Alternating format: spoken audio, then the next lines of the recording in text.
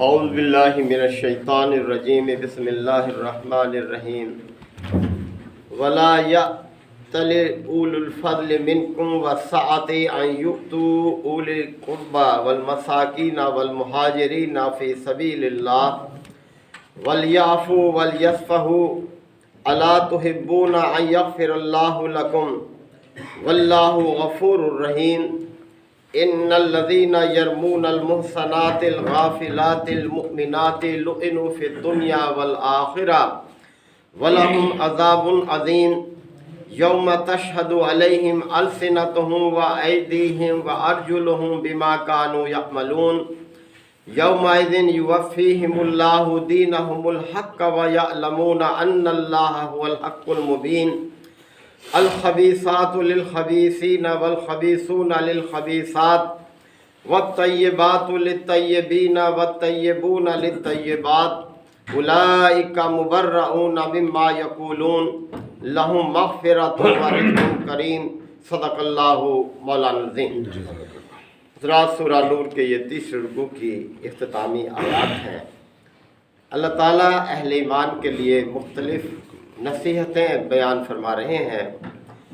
پچھلی آیات میں اللہ تعالیٰ نے خبردار کیا کہ دیکھو، جو لوگ اہل ایمان کے درمیان بے حیائی کو پھیلاتے ہیں ان کے لیے دنیا اور آخرت دونوں میں عذاب عظیم ہے۔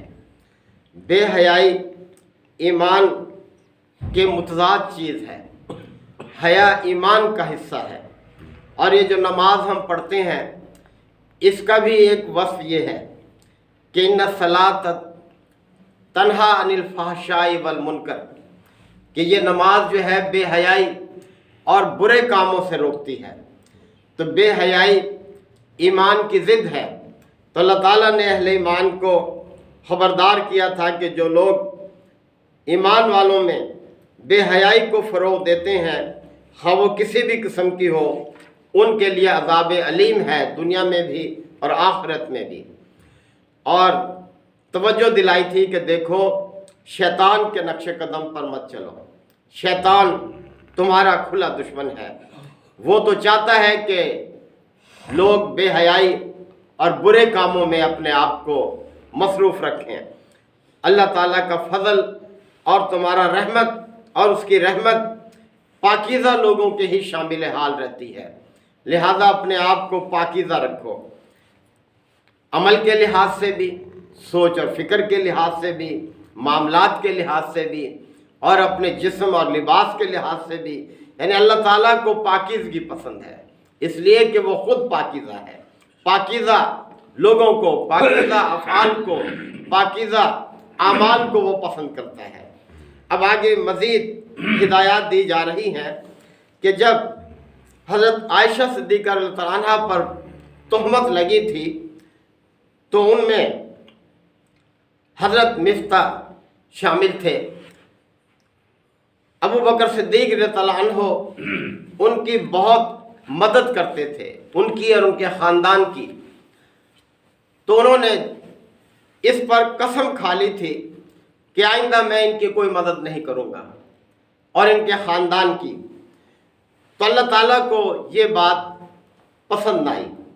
اللہ تعالیٰ نے پھر آیت نازل فرمائی اس حوالے سے کہ احسان کبھی بھی نہیں رکنا چاہیے۔ اللہ تعالیٰ سب کے ساتھ احسان کر رہا ہے، کوئی مومن ہے یا کافر ہے، سب کو وہ دے رہا ہے۔ تو اس لیے اپنے آپ کو اس چیز سے نہیں روکنا چاہیے۔ تو فرمایا وَلَا يَأْتَلِ أُولِي الْفَضْلِ مِنْكُمْ وَالسَّعَةِ أَن يُؤْتُوا أُولِي الْقُرْبَى وَالْمَسَاكِينِ وَالْمُهَاجِرِينَ فِي سَبِيلِ اللَّهِ، کہ قسم نہ کھائیں وہ لوگ جو صاحب فضل ہیں تم میں سے اور جو کشادگی رکھنے والے ہیں، وہ اس بات کی قسم نہ کھائیں أَن يُؤْتُوا أُولِي الْقُرْبَى، کہ وہ مدد نہیں کریں گے رشتہ داروں کی، والمساکین اور مسکینوں کی، والمہاجرین فی سبیل اللہ اور اللہ کے راستے میں ہجرت کرنے والوں کی، ولیعفو انہیں چاہیے کہ وہ معاف کریں، ولیصفحوا اور درگزر سے کام لیں، الا تحبون کیا تم یہ نہیں چاہتے ان یغفر اللہ لکم کہ اللہ تمہارے ساتھ درگزر سے کام لے؟ تو بہت بڑی نصیحت ہے جو اللہ تعالیٰ نے فرمائی ہے۔ انسان چھوٹے دل کا ہے، تھوڑ دلا ہے، تھوڑی سی کسی کی زیادتی ہو جائے، کسی کی طرف سے زیادتی ہو جائے تو اپنے آپ کو اس سے بڑی زیادتی کے لیے تیار کر لیتا ہے۔ یہ طریقہ ٹھیک نہیں ہے، اللہ کو پسند نہیں ہے۔ اللہ تعالیٰ نے توجہ دلائی کہ تم دن بھر میں کتنی خلاف ورزی کرتے ہو اپنے رب کی، تو کیا تم یہ نہیں چاہتے کہ تمہارا رب تمہیں معاف کر دے؟ تم کس طرح سے اپنے رب سے بار بار معافی مانگتے ہو اور تمہارا رب معاف کرتا رہتا ہے؟ تو اللہ کی اس عادت کو تم اپناؤ۔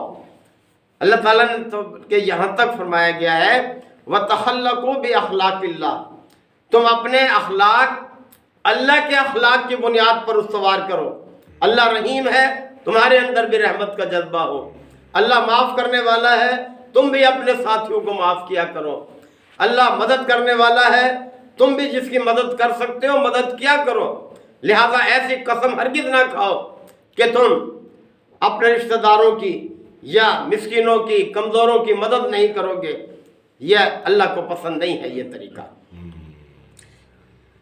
ان الذین یرمون المحصنات الغافلات، اب پھر توجہ دلائی ایک اور چیز کی طرف کہ جو لوگ بہتان لگاتے ہیں پاک دامن عورتوں پر، محصنات پاک دامن عورتیں، غافلات غافل عورتیں، مطلب ہے بے خبر عورتیں، وہ عورتیں جو آشنائی کی چالاکیوں سے واقف ہی نہیں ہیں، جو بری حرکتوں کو جانتی نہیں ہیں، سیدھی سادی ہیں، تو اللہ تعالیٰ نے خبردار کیا ہے ان الذین یرمون المحصنات الغافلات، وہ لوگ جو پاک دامن عورتوں پر، بھولی بھالی عورتوں پر بہتان لگاتے ہیں، مومنات جو مومن ہوتی ہیں، لعنوا فی الدنیا والآخرہ، ان پر دنیا اور آخرت میں لعنت ہے ان لوگوں پر۔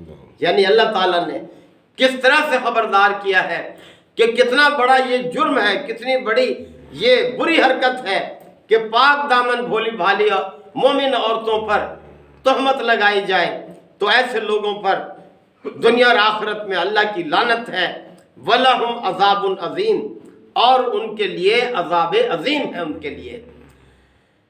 یوم، اور فرمایا کہ دیکھو اس دن سے ڈرو، تشہد علیہم السنتہم، جب ان پر ان کی زبانیں بھی گواہی دیں گی، وَأَيْدِيهِمْ، ان کے ہاتھ گواہی دیں گے، وَأَرْجُلُهُمْ، اور ان کی ٹانگیں بھی گواہی دیں گی، بِمَا كَانُوا يَعْمَلُونَ، ان سب اعمال کی جو وہ کرتے رہے ہیں۔ یعنی کسی طرح بھی کسی کی عزت سے نہ کھیلو، یہ بہت بری عادت ہے اور بہت بڑا جرم ہے اللہ کے نزدیک کہ اللہ نے دنیا اور آخرت میں لعنت فرمائی ہے اور عذاب عظیم کی ان کو نوید دی ہے ان کو۔ تو لہٰذا اس دن سے ڈرو جب تم کچھ چھپا نہیں سکو گے۔ یعنی دیکھیں کیا کیا چیزیں گواہی دیں گی، انسان کی زبان بھی گواہی دے گی، اس کے ہاتھ بھی، اس کے پاؤں بھی گواہی دیں گے، حتیٰ کہ یہ زمین بھی گواہی دے گی۔ یومئذ تحدث اخبارہا، سورہ الزلزال میں پڑھتے ہیں کہ اس دن یہ زمین گواہی دے گی ان اعمال کی جو لوگ اس زمین پر کرتے رہے ہیں۔ یعنی سب چیزیں جس کو بھی اللہ حکم دے گا وہی گواہی پیش کر دے گا۔ یومئذ یوفیہم اللہ دینہم الحق، اور اس دن اللہ تعالیٰ پورا پورا بدلہ دے دے گا مستحق لوگوں کو، جیسا کسی کا حق ہوگا اس کے مطابق اس کو بدلہ مل جائے گا، کسی کے حق تلفی نہیں کرے گا۔ وَيَعْلَمُونَ أَنَّ اللَّهَ هُوَ الْحَقُّ الْمُبِينُ، اور وہ جان لیں گے کہ اللہ جو ہے وہی حق ہے اور وہ سچ کو سچ کر دکھانے والا ہے، ہر چیز کو واضح کر دے گا۔ الخبیثات للخبیثین، خبیث عورتیں خبیث مردوں کے لیے ہیں، والخبیثون للخبیثات، اور خبیث مرد خبیث عورتوں کے لیے ہیں۔ یعنی یہی جوڑ ان کا ملتا ہے، پاکیزہ مردوں کے لیے ایسی عورتیں نہیں ہوتی جو کہ بدکار ہوں، اور اس طرح سے پاکیزہ عورتوں کے لیے بدکار مرد نہیں ہوتے۔ یعنی جوڑ ان کا نبھ نہیں سکتا، ان کا گزارا ہی نہیں ہو سکتا آپس میں۔ وَالطَّيِّبَاتُ لِلطَّيِّبِينَ، اور پاکیزہ عورتیں پاکیزہ مردوں کے لیے ہیں، والطیبون للطیبات اور پاکیزہ مرد پاکیزہ عورتوں کے لیے، اولئک مبرؤون مما یقولون اور یہ لوگ بری ہیں ان باتوں سے جو یہ لوگ کرتے ہیں، یعنی پاکیزہ لوگ ایسے باتیں نہیں کرتے جو ان کے اخلاق اور ان کے معیار کے مطابق نہیں ہوتی۔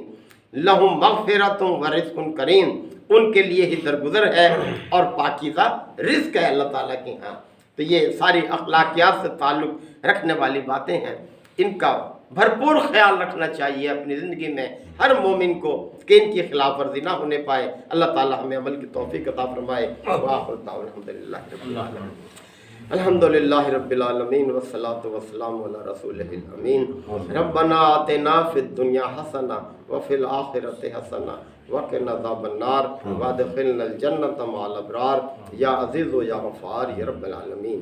اللہم انک عفو کریم تحب العفو فاعف عنا، اللہم من احییتہ منا فاحیہ علی الاسلام ومن توفیتہ منا فتوفہ علی الایمان، یا شافی الامراض اشف مرضانا ومرضى المسلمین، یا قاضی الحاجات اقض حاجاتنا وحاجات المسلمین، اللہم انصر الاسلام والمسلمین، ربنا تقبل منا انک انت السمیع العلیم وتب علینا انک انت التواب الرحیم، صلی اللہ تعالی علی خیر خلقہ محمد وآلہ وصحبہ اجمعین۔